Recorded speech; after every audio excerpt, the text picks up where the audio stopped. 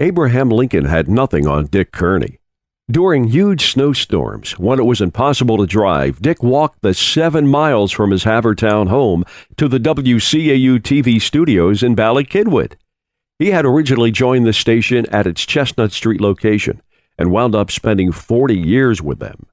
Dick parlayed his World War II experience as a Navy sonarman on a destroyer escort in the Pacific Theater to earn an electronic technician degree from Temple University.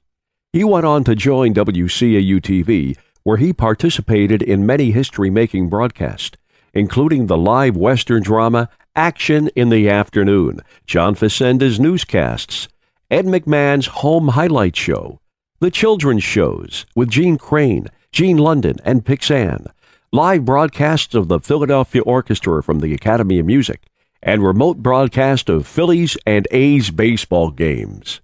Dick used his sports acumen to team with Tony Verna during the 1963 Army-Navy game to introduce what became known as the isolated camera technique. Verna had an idea for the newly invented videotape machines and directed Dick and Joe Sidlow to follow a particular player on one side of the field.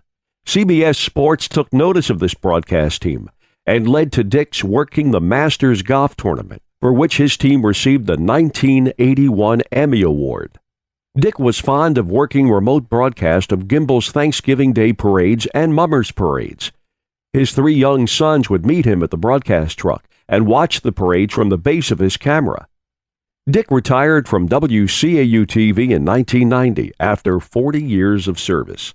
He has since been active in our organization, and tonight we are honored to welcome him into the Broadcast Pioneers Hall of Fame. First off, I want to thank the Board of Directors for nominating me. Thank you very much. And an affair like this brings back a lot of memories to me.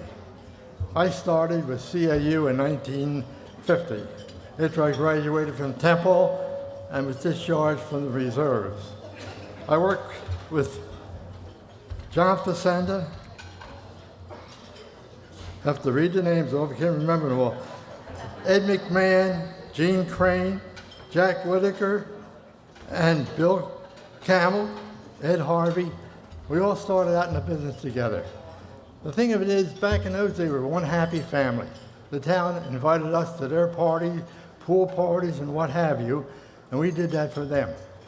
But back in those days, that's the way things were.